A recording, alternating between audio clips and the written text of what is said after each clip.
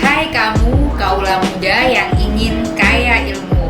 Nah, welcome back exactly to my YouTube channel Kamu Hukum.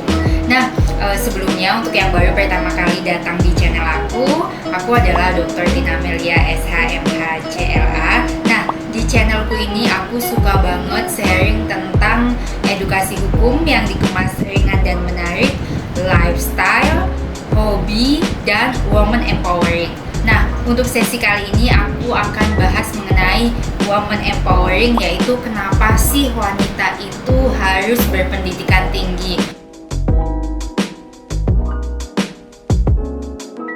Jadi apa sih sebetulnya pentingnya wanita itu memiliki pendidikan yang baik? Nah, tapi sebelum sampai ke situ aku akan bahas dulu nih mengenai pendidikan, bahwa sebetulnya pendidikan itu bukanlah salah satu atau bukanlah satu-satunya hal yang paling penting, karena sebetulnya ada soft skill dan juga ada pendidikan formal dan pendidikan tidak formal. Jadi buat teman-teman mungkin yang memang tidak berkesempatan untuk mengenyam pendidikan yang tinggi, tapi kalian mesti tahu sebetulnya hobi kalian itu apa. Misalkan kalian suka dengan menjahit, kalian suka dengan melukis, maka tekunilah itu. Nah, kembali lagi ke konteks mengapa perempuan itu perlu memiliki kemampuan, baik itu legal dalam arti pendidikan formal dan tidak formal yang mencukupi. Yang pertama sebetulnya untuk memiliki karakter yang baik atau yang kuat. Jadi wanita yang punya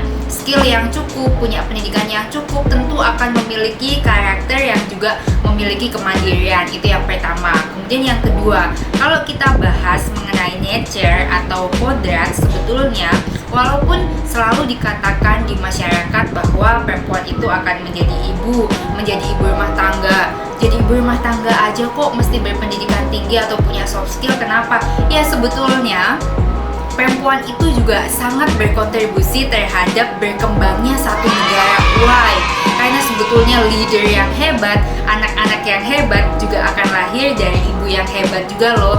Jadi jangan serahkan pendidikan anak-anak kita bukan dihandle oleh kita. Nah, kemudian yang ketiga, tekuni apapun yang kalian suka dan apapun yang paling bisa menghasilkan. Jadi even though kalian akan jadi housewife, even though kalian tidak akan bekerja di luar, pastikan kalian punya skill yang cukup supaya kalian tetap bisa menghasilkan even itu dari rumah. Karena trennya sekarang itu bekerja dari rumah, bekerja bisa jualan by online, bisa menggunakan semua fasilitas yang ada. Jadi intinya aku tetap selalu akan menekankan pada woman semua yang nonton ini untuk selalu punya kemandirian dan punya daya juang yang tinggi untuk berjuang hidup. Karena kita harus realistis, hidup ini butuh biaya dan menggantungkan hidup pada orang lain merupakan satu hal yang kurang baik tentunya. Oleh karenanya tetap harus semangat, punya daya juang yang tinggi untuk terus mengasah apapun yang bisa menghasilkan kedepannya.